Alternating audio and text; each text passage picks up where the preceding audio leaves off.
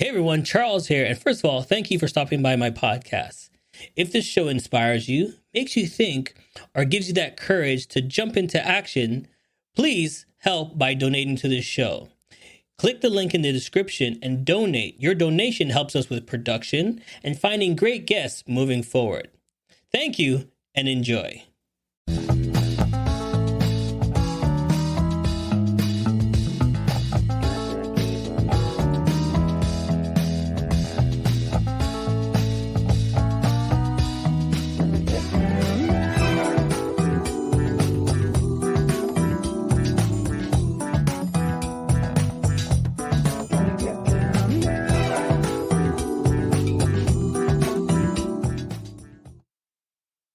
Hey, everybody, and welcome to the Jump Podcast. If this is your first time here, welcome. Now, Jump is all about getting to that next level. I find interesting guests like you and me that have done tremendous things, and I bring them on the show to show you that it is possible. So without further ado, please welcome my special guest to the show.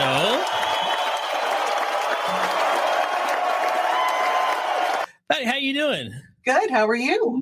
I'm so glad to get you on the show, and I'm actually going to tell everybody the little backstory here. Okay, we've been talking for about over a year and a half, I think, back and forth on LinkedIn and missing each other, trying to get each other on the show, and going back and forth. So I'm so glad that 2022 got you on this show, and because you have a story to tell that I think it's going to be inspirational for others. So I'm so glad that you can actually make it onto the show today. Yeah, thank you very much. You're right. It's been a long time coming, so I'm looking forward to today. Perfect. So before we move on and get into your story, I want to know about you. Tell me, born and raised, where you're from. Give us some background on yourself. Okay. Born in Ottawa. I won't say what year. I was almost like an army brat, but my father worked for the CBC, and so we were transferred every year and a half to 2 years. So I lived all over Canada and Europe growing up. So I don't really have a hometown per se, and I don't have, the sort of friends from, kindergarten, that sort of thing, because I was always the new kid. So I became very, very adaptable and learned to make friends quickly, because if you didn't do that, you wouldn't have a friend. So I think that's probably why I went into marketing. And it's, something I love, and it's always easy for me to strike up a conversation with anyone because that I learned that very, very young. So let's talk about that for a second. Being an army kid, and you've been traveled all over the place and seen different things. What was the most difficult thing about it?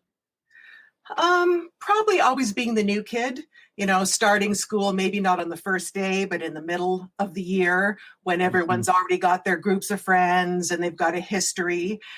So I became someone who could be a chameleon. I can walk into a room, sort of feel the vibe and figure out, okay, what's going to work with this group. And then I put myself out there. So it was an interesting time. My brother and I became very close. I just have one sibling because we sort of had to have each other's back. And he's a Canadian Trade Commissioner. So he's lived all over the world too. So I think it's in our blood. So then tell us, what was the best thing about it?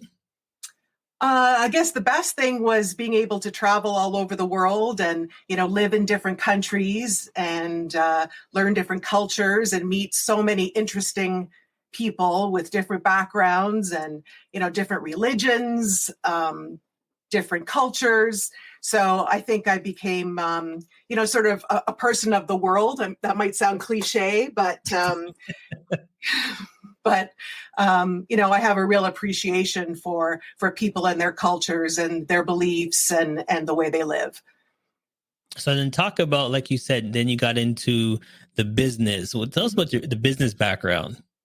Yeah. So when I first graduated school, I had a degree in English and drama, and I was acting professionally for a few years, and then realized I had to, get a real job to pay the bills while I was going to auditions.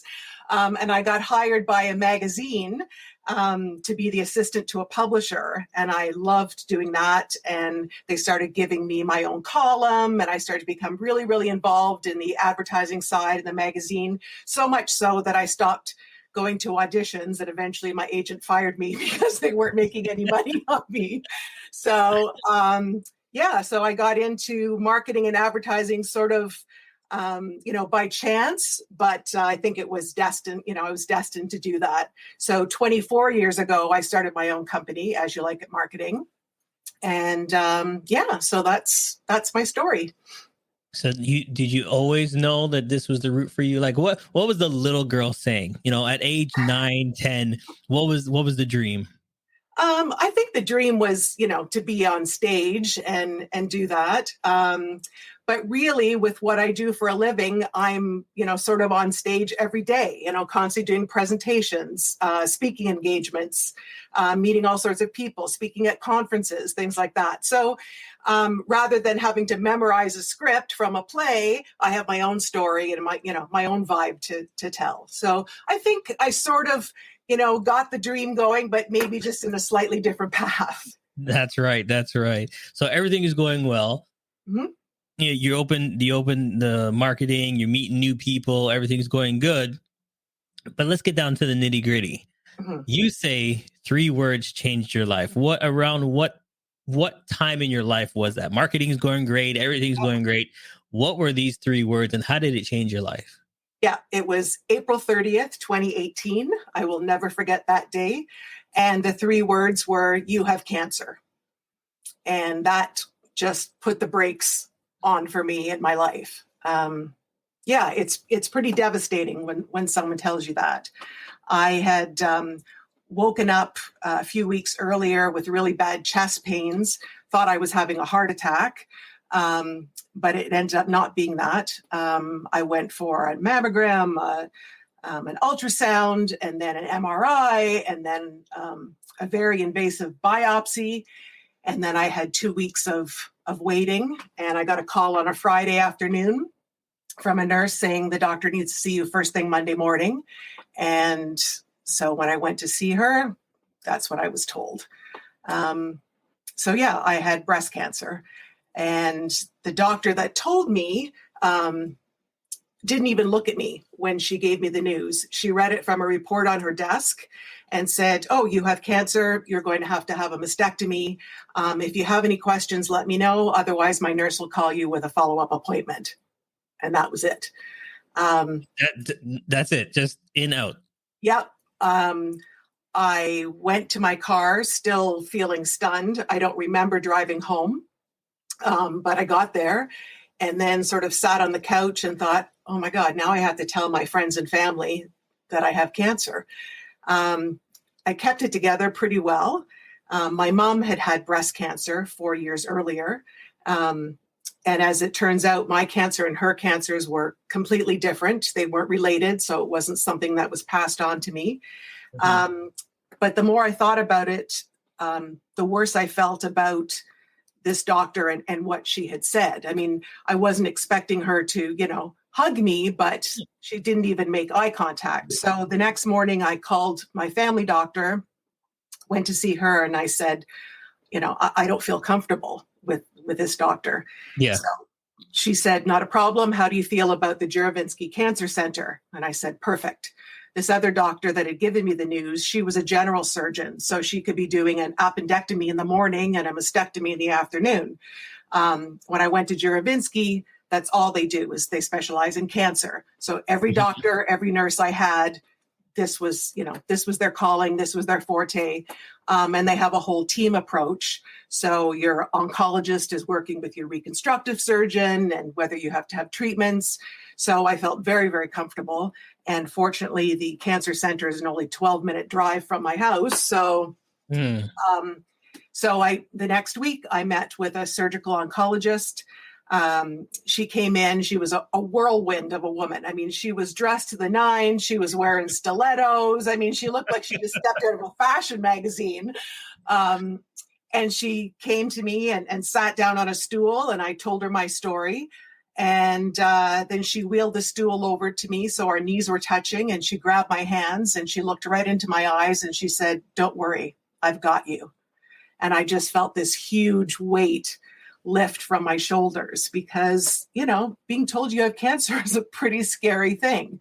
You start to, wonder, am I going to be around? Have I, taken everything into consideration? What do I need to prepare? All those things. So that was the step in the right direction that I needed. I needed to know that, someone had my back, and in my case, my front, because I had breast cancer.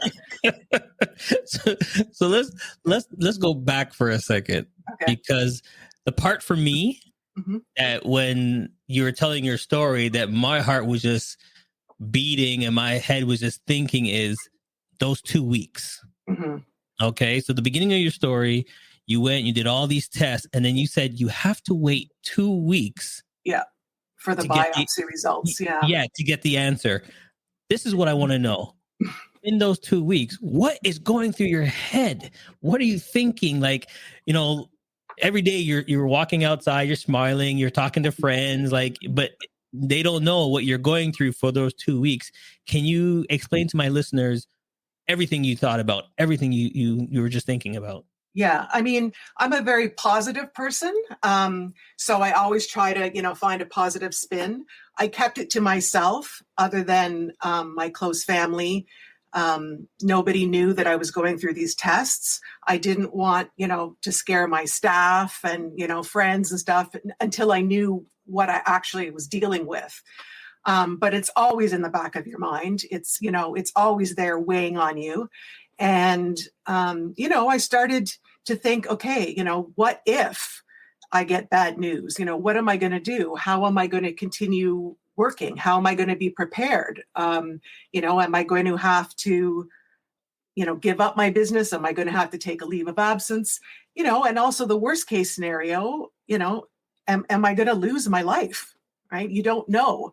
I certainly didn't dwell on that, but it's like a bad headache or a toothache. It's always there, always trying to, push its way to the front of your mind. And, especially at night when I get into bed and lie there, and that's when, all the thoughts start racing through your head because you don't have the distractions, of working and doing different things. So there was a lot of sleepless nights. And interesting enough, once I found out that I did have cancer, then instead of my mind spinning and worrying, it was like I had a mission. Okay, now I know what I'm dealing with. What are the next steps? What do I have to do to get prepared for this? And I think that's the key, that, okay, you found the problem. How do you get this a solution? Yeah. And you're the type of person, the way it sounds like, you didn't say, oh, I'll just sit and wait for everybody else to tell me what to do. You're like, no. No. I mean, I read everything that I could, get my hands and eyes on about breast cancer, and I mean, I could have gone on Jeopardy, and taken, the day I'll take breast cancer for 2000, Alex, I mean, I could have, rocked it. But the interesting thing that I found was, most of the things that are out there are very, very clinical. They Yes. talk on, you might have this treatment, and there's different, types of surgery, and there's a single mastectomy, there's lumpectomies, there's all these things. And I thought that I was really, really prepared for this. I mean, I had a friend of mine sew pockets in all my clothes because after a mastectomy, you have drainage tubes that are in your chest for several weeks. So I had pockets for those. I bought clothes that I could step into because you're not going to be able to lift your arms over your head for, a couple of months. I had, baby wipes by my bed. I had several extension cords. I had a whole mission control set up on my bed. I mean, I thought that, I was rocking this. But the thing that I had read and that I wasn't prepared for is in the Canadian American Cancer Society, where it says, when they talk about mastectomies, it says, you should be completely healed in 4 to 6 weeks, and you're going to feel some discomfort. Well, I mean, having a sore throat is discomfort. I knew where this was going when you said that. Okay.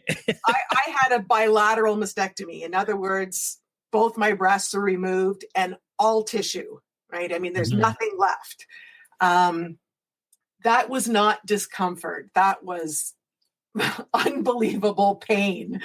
And I had so many medications, and, this one you take at 4 hours, this one you take at 6 hours, this one you take with food, this one you don't. I mean, I had a whole spreadsheet, just so I could keep track of, what meds to take when, and alarms going off, because if I slept through one, the pain level would go up too high and it'd be too hard to get it down. So, I mean, it was just, excuse my French, but it was a shit show. I mean, it was just, Hold on. and, Okay, so hold on. Because for me, pain is one thing, Mhm. but getting your mind right is the other thing. Yeah. So going through all of this, like I'm trying to imagine you're trying to get a good night's sleep. Oh, I gotta get up and get this one, and then go back to sleep. I gotta get up for this one, and then you're eating food. Oh wait, did I take the pill before the food? The one middle of the food. Exactly. You forget that you're wrapped up with bandages, and then you reach over to go get something, and you pull your arm the wrong way, and then a shot of pain. So for me, how did you get your mind right? I kind of looked at it sort of one day at a time. I tried to give myself goals for each day and each week, rather than, because it was too daunting to think about, oh, well, once I'm healed, I'll do this. It became a big deal for me to, when I could finally get out of bed, myself. It became a big deal when my arm was strong enough that I could actually comb my hair or brush my teeth.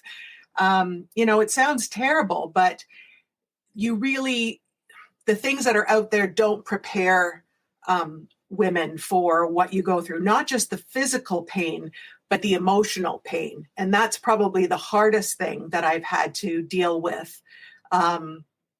Is, our society is, breast obsessed. I mean, women are, judged by, whether they have big breasts or small breasts and whatever you like. And, women have breasts, men don't, all of this. And, Victoria's Secret and swimsuits. And I mean, obviously I was aware, but until you're faced with, having your breasts removed, which is, a big sign of femininity, it's quite daunting.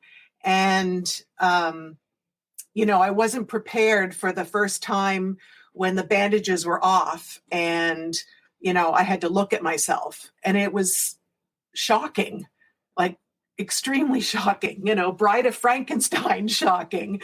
But it's something that I got through. Now I decided to have reconstruction. So when they do the mastectomy, like I said, they remove all your tissue and, all the skin, and then they insert tissue expanders under your chest muscles and sew those in. And once your sutures are all healed, then you go to see a reconstructive surgeon, and they run a magnet over your chest to find where the port is.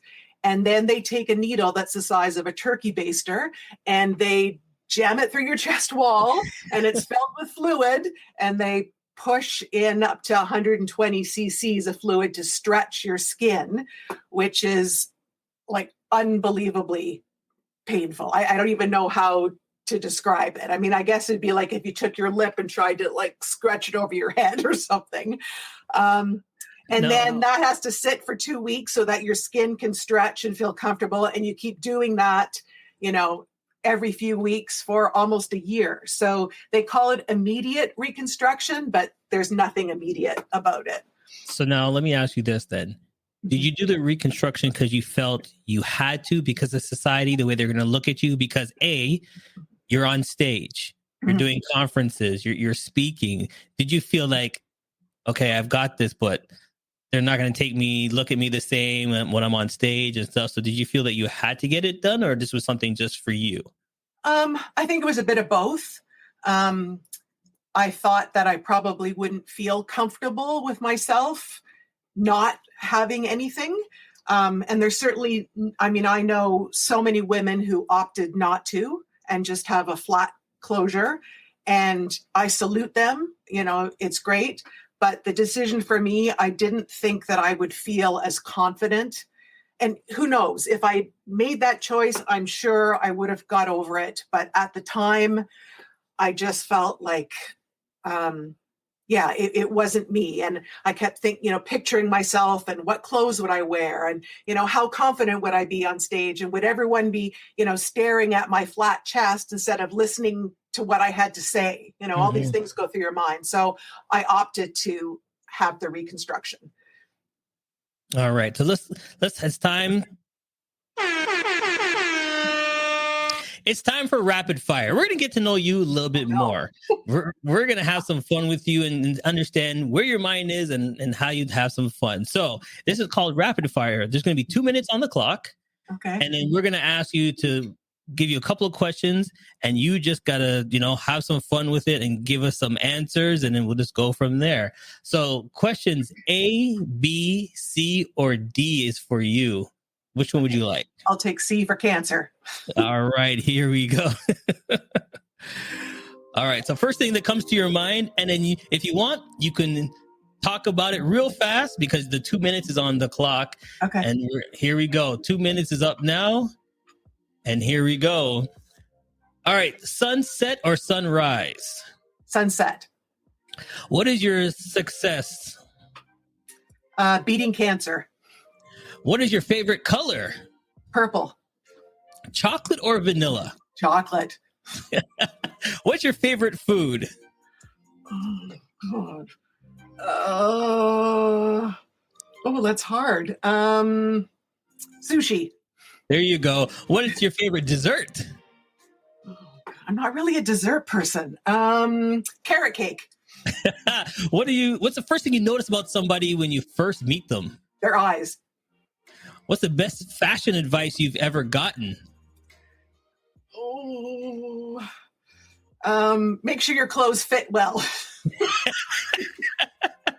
What is the best compliment you've ever gotten? I'm proud of you. And what is your favorite TV show? Oh my gosh. Dr. Noel's veterinary show. There you go. We're down to the last 30 seconds. What was your worst subject in school? Math. And what was your best subject in school? Drama. There you go.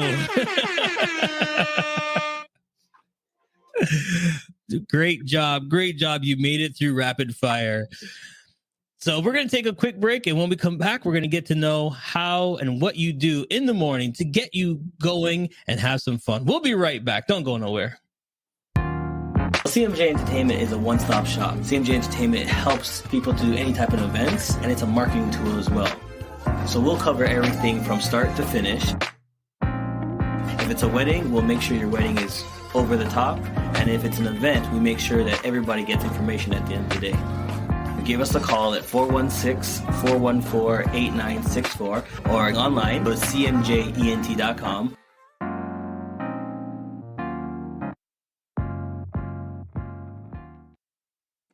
We're back live and we have our special guest here. And during the rapid fire, the first question I asked you was, what is success to you? What was your most success? And you said beating cancer. Now, the question is how did you end up being so comfortable talking about your situation? Some people don't talk about it.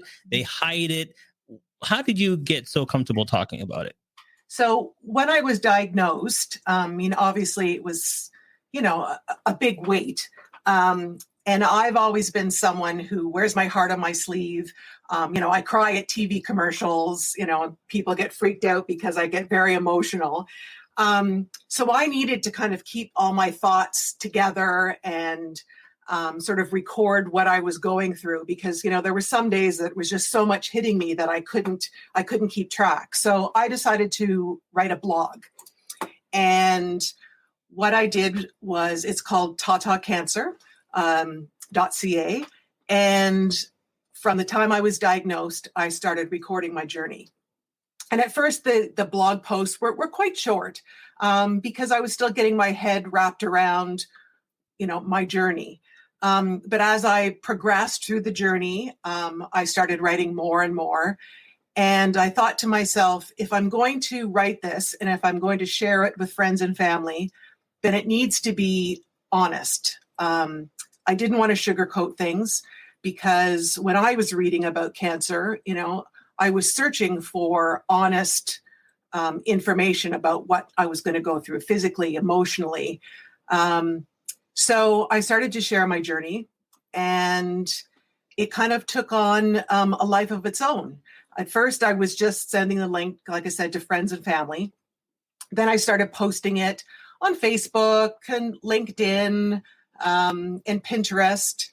And so that's 3 years now that I've been writing, and I'm still writing the blog because I'm still going through things that cancer has brought to my life.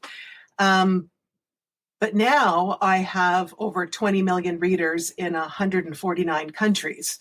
Wow. And that humbles me and blows my mind, because it just proves that there's just not enough out there, enough true information about what you go through. And, my blog isn't doom and gloom. It's not, horrible. I always try to end it on a positive note of some sort, because I need to do that for me, not just my readers. I mean, my blog, like I said, I started it for me, to help me get through the journey, to put all my feelings on paper, because if I tried to tell someone everything that was going through my mind and all my fears and worries, I would start to bawl. And I didn't want people to get upset, and I wanted to get my story out there and my feelings and my thoughts, and I wanted people to understand what I was going through. So it's raw. I mean, I talk about the good, the bad, the ugly, and the good things. And, I've met so many wonderful people at the cancer center, and so many patients. Some have beaten cancer like me, and unfortunately, some of them have passed away. When you're going to the center every 2 weeks, you start to see the same people over and over again, and you notice very, immediately when those people aren't there anymore. So, I'm blessed. I'm one of the lucky ones. But I have a lot of ramifications from the cancer. I've had 7 surgeries. So not just the mastectomy, but several for the reconstruction. Plus I had a huge hematoma the size of a baseball that I had to have removed. So, my scars are 17 inches long. They go from my, breastbone all the way around to my shoulder blade. So it's pretty intense. And I've developed chronic nerve pain now because of all the surgeries. So I go to a pain clinic, and they're trying to manage that. Because of the nerve pain, I don't sleep well. I only get a maximum of 2 hours at a time because I wake up in extreme pain. So because I don't sleep, now I have high blood pressure. So, it's just like this rolling, I went from someone who didn't even take a multivitamin to, my bureau looks like a pharmacy. It's crazy. I juggle 7 different doctors right now. It's a full-time job. But on the positive side, I'm cancer-free. So that's great. But that said, it's always in the back of your mind that it could come back. Every little twinge you get, every little, bump or lump, you start to panic because, once you've experienced it, then you think, well, it could come back. I don't live my life, in fear, but it's always there, and I'm cognizant of it. And, I've never been more aware, I think, of my body than I ever was, because, I examine every freckle, every line, and, that can be spooky spaghetti, trust me. So. All right. So let me take some parts of this that you're talking about right now. Okay. The followers, you're saying that they are following you because of what you were doing, and you're being real. Is it because the realness that they thought, okay, that's me? Whatever she's saying, that's me. I can follow back and forth. Is that why you thought you think that you grow so fast? I think it's both. I think there's a lot of women who were like me that, couldn't find anything that they could really relate to. And so they feel, almost like a camaraderie with me because they get, all the pain and anguish and fear that you go through. But I also get a lot of people reading that might have a mother or a sister or a wife or a girlfriend who is going through breast cancer. And they want to learn, what that person's feeling and going through. I mean, every case is different, but I think that, that emotional upheaval that you go through is probably the same for everyone. And I think people want to learn as much as they can so they know what to say, what to do, how to help, their loved one. So I think that's why it's grown the way that it has. Okay, and then here's another question. I don't know how to say this properly without. Okay, the words. So, Pat, how you feeling? How many times do people say that, and you just want to reach over, grab? Yeah. Oh, I know. I know it's coming from a good place, but I'm thinking to myself, how many times have people said that? And what are people supposed to say? Like, I'm trying to help the outside people because when they look, they're like, oh, Pat, or, they want to talk to you, but sometimes we just don't know what to say. What is it? I know. I've become very adept at just saying, fine, great. How are you? Because if I really told you, you'd run away crying. I'm not going to go, oh, well, I only got, an hour and a half sleep last night. And that was more than I've had in 3 months. And yes, I'm going for another test today. And I'm going to have, a turkey baster needle shoved through my chest. And, I can't find, clothes to wear. And I had to get rid of all my bras, and that was a lot of money, but I don't need those anymore. And people be like, be quiet. Yeah. Yeah, I see it. But the thing is, your personality is so amazing that people are going to gravitate you and ask you, hey, because you have this bubbly thing to you, like nothing's wrong. So my question is, how do you become your day? Like, how do you start your day? Do you do affirmations? What do you do in the morning? Give us your day. How do you get through this? Like, what do you do to keep this up? Yeah. Like I said, I think I've always had this kind of personality. And it's, the humor and the bubbliness is also a defense mechanism. If I can poke fun at myself and what I'm going through and make people laugh, then I don't really have to deal with what's really going on, behind the scenes. That way, no one's going to ask me an awkward question because I'm already putting it out there. So, I start every day, just feeling thankful that I'm here. And I immediately now look at my blog to see if any comments have come in, because I do get a lot of comments from around the world. And I look at the statistics and which country is reading when. And and then, I just put one foot in front of the other and get on with it. Some days are better than others. I'm not going to lie. There's days, especially early on, that, I didn't want to leave my bed. I just, curled up and boo-hooed all day. But, those days were fewer than the good days. And like I said, I always tried to give myself, small accomplishments to look forward to, because if I made the hurdles too big, then I knew that I couldn't attain them and I would just feel like a failure.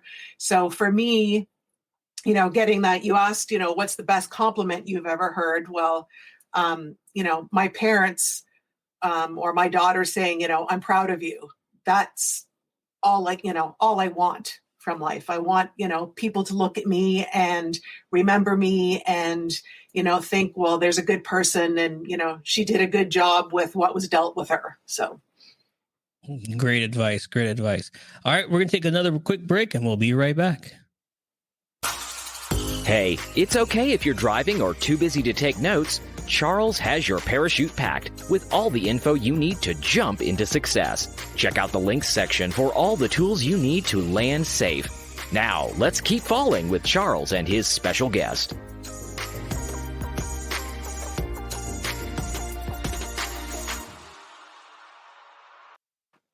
Yes, you can go to charlesmatthewsjr.com. All the links. We're going to add her blog there so you can get some more information and see how wonderful this blog is on how many people follow and all around the world and get information. So if you want to join, please do go there and we'll actually put the links up as well. And you can find out there for more information right there on the show. Okay, it's time for...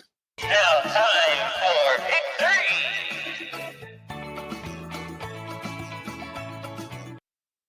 It's now time for pick 3. We're going to ask you to pick 3 numbers between 1 and 10. And those are going to be the last questions I ask you for this interview. You get to pick your own questions at the end of the interview. Without seeing the questions. Okay. Without seeing them, there you go. All so right. give me 3 numbers between 1 and 10. 1, 3, and 8. 1, 3, and 8. Okay, here we go. What's the one thing you wish you have known before getting into your type of business? Ooh. I wish I'd known that you don't have to say yes to every client, that you have the right to say, no, I don't want to do that. Explain that one. Well, I think, when I started my business, you're so desperate for business and clients and things that, you say yes to everything and you work 24/7 and you don't take holidays and you get stuck on, a cog in the wheel, like a little gerbil going around. But after 24 years, now I go, I don't want to work with you. So, sometimes it's just not worth it. Good advice. All right, here we go. Number 3. What advice would you give someone pursuing a similar career to yours? Don't be afraid to put yourself out there. Have the confidence that what you're going to do and say to someone, that they'll believe you and that you can get the job done.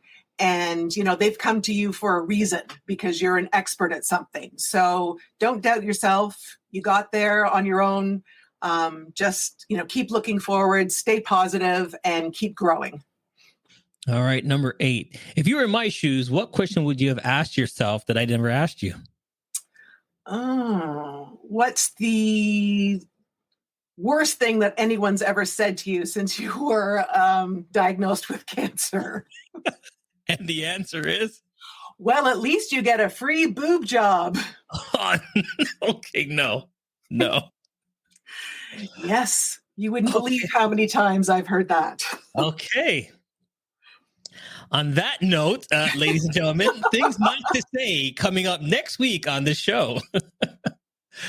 Is it, so I'm going to expand on that a little bit. Is it because people feel uncomfortable? Is it because they know what you've gone through, or they don't know what to say, or they hear about it and they just blab? Like, is it knowledge? Like, what do you think is going on in other people's heads? I think there's a few things, but I think that a lot of people, especially men, who most of them had said that about the boob job. I kind of figured that one, but I didn't want to. Is that there's a big difference between breast augmentation and a mastectomy. Breast augmentation, they add implants to what, God has given you. Right. With a mastectomy and reconstruction, there's nothing left. So they're trying to build something that, has been completely removed. So, yeah. So this goes back to my thing with more knowledge. Yeah. Whatever the case may be, we all need to know more knowledge about everything that's out there. Mm-hmm. Yeah, I agree. And I think people also need to be their own advocates, just like you go car shopping and you don't usually buy the first car that you see or test drive.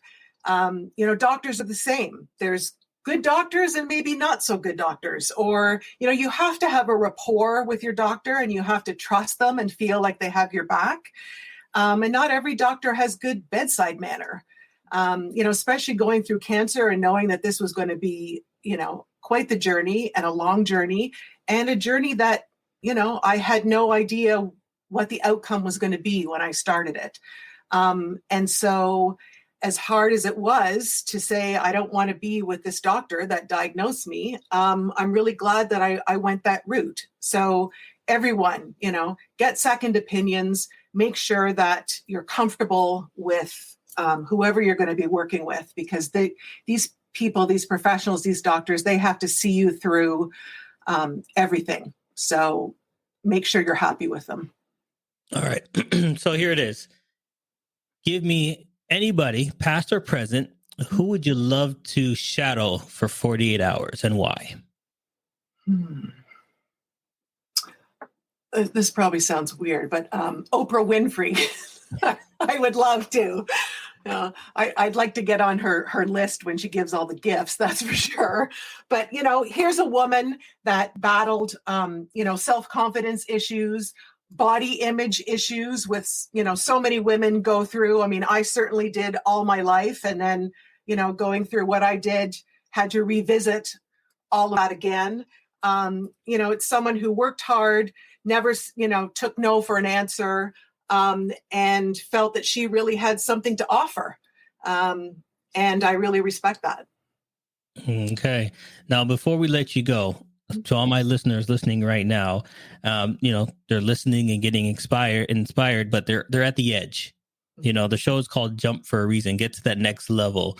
What would you say to somebody right now that just got diagnosed or is sitting there in the 2 weeks waiting for that answer? What would you tell them? Not to be afraid. Fear doesn't solve anything. And I know it's easy to say that. But also, you will get through this. You have a strength in you that you probably don't know that you have. I mean, I certainly experienced that. I always thought I was a fairly strong person. But when you have to dig as deep as I did, when finding out I had cancer and going through all these surgeries, you can do it. Yes, you're going to have some really crappy days, but you're going to have good days. And the sun is going to shine again. And, life is worth living, and just focus on your health. That's the most important thing. Your physical and your mental health both have to be looked after, because, there is no health without mental health. So make sure up here you're feeling good and strong. Make sure you have a support system around you, and one step at a time. All right. So tell everybody once again, how often do you blog? Where can they catch it? Where can they follow you? Yep. At tatacancer.ca or tatacancer.blog. I blog whenever there's something interesting for me to share. There's over 300 postings. So I'd love for you guys to follow my journey and to reach out with comments, questions. I'm an open book, so I'm happy to share. There's nothing too personal that you can ask me. So please reach out. I'd love to hear from you. All right. Now, like I said, everybody, you didn't have to listen, but I'm glad that you did. And don't remember, it's time to jump. Sometimes you get devastating news, things that can rock your world. But what do you do about it? Do you just sit there and veg, or do you get to that next level? Do you take that step? Now, look at this lovely lady on the show today. You can't tell, but she is a trooper, and she does everything with the next step. And that's what I want you to do. So thank you for joining us, everybody. We'll see you next time. Bye-bye. Has come to an end, but the fun doesn't have to stop here. If you have any questions, suggestions, or feedback, head over right now to Twitter and Facebook and like, share, and get involved. Join us next time. Please be advised that this podcast is meant for educational and informational purposes only and is in no way a replacement for legal or medical advice. The opinions contained within are solely those of the interviewers and interviewees and should be received as so. Those seeking help or advice are encouraged to obtain professional legal and medical. Hey, hope you had a great time listening to the show. If you think I did a great job, please buy me a coffee. I still got a lot of work to do. We would love to hear from you, your feedback, so please click the link and leave us a review. You can help us grow by following us on all social media platforms and sharing this link. Once again, it's time for you to jump. Success is waiting.